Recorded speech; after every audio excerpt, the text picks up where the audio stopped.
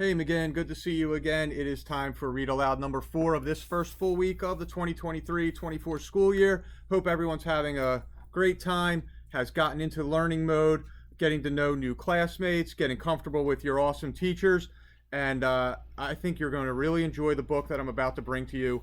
I've read through it one time already. It's brand new to me, and I have to admit, right at the end, I just smirked because it was just terrific. It has to do with something we talk about a ton here in library, especially with the younger kids, but it's something that can carry you through your entire life. This is by Brad Montague, The Fantastic Bureau of Imagination. Here we go. Welcome to the Fantastic Bureau of Imagination.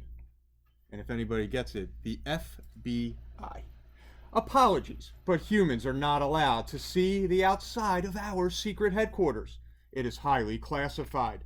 You'll just have to imagine it. Some young humans have mailed us art to show what they think our building looks like. Here are some of the options. They are always wrong.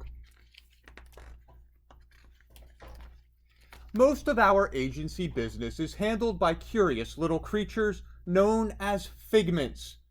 Forest figment, seed figment, the fashion figment.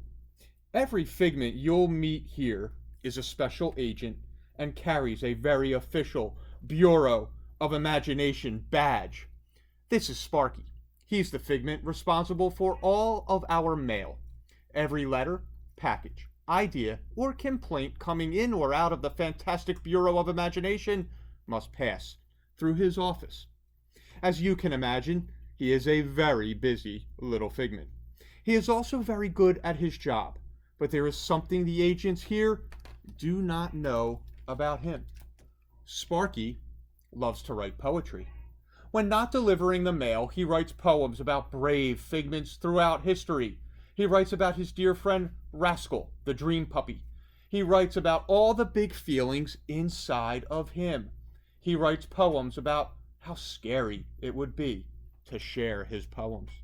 You see, Sparky has never shared his writing with any figment, or human, gnome, dragon, or bug. Ever.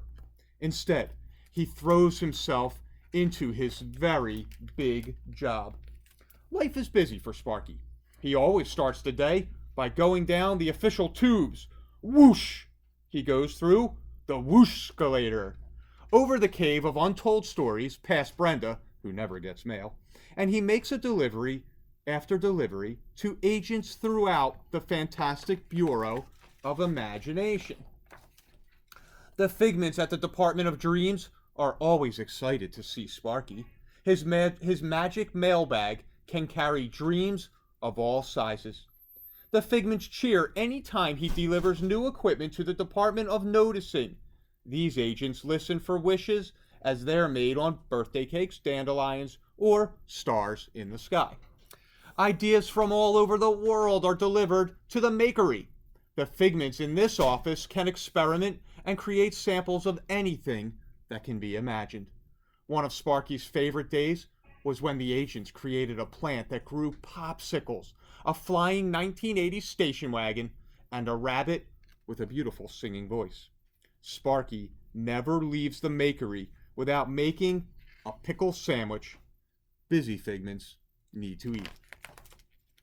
Once all the mail is sorted, stacked, and delivered to each of the Bureau offices, Sparky sits, enjoys his sandwich, and writes a poem. At least, this is what Sparky did every single day at the Fantastic Bureau of Imagination until today. And here you can see the different rooms at the Fantastic Bureau of Imagination. There's the Agents of Awe, the Idea Lab, the Department of Wonder, the Sea of Searching. You can see these. I'll hold this up here in case you want to see all the...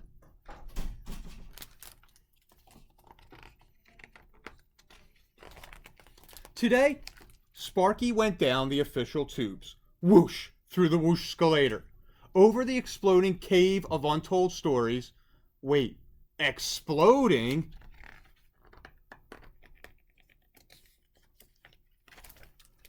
Sparky froze. He had never spoken to Brenda. Each day, he'd been secretly relieved that she did not receive mail. He was frightened by her teeth and her scales. He imagined she might eat him, or laugh at his hat, or laugh while eating him and his hat. Though very much afraid, he knew something had to be done. Surprising Rascal, and even himself, Sparky dove down to help. "The cave of untold stories is overflowing," cried Brenda. "The entire Bureau of Imagination could collapse. All the stories that have yet to be told in the world, all the songs that have yet to be sung, all the parties yet to be planned, and all the problems yet to be solved, they were all pouring out. If only there were a way to let humans know," said the troubled dragon, "that ideas are not just meant for having and holding, but for sharing and living and doing." Sparky tried to put some of the cave pieces in his official bureau mail bag. Being a magic bag, it was able to hold more than most bags, but even it was not enough.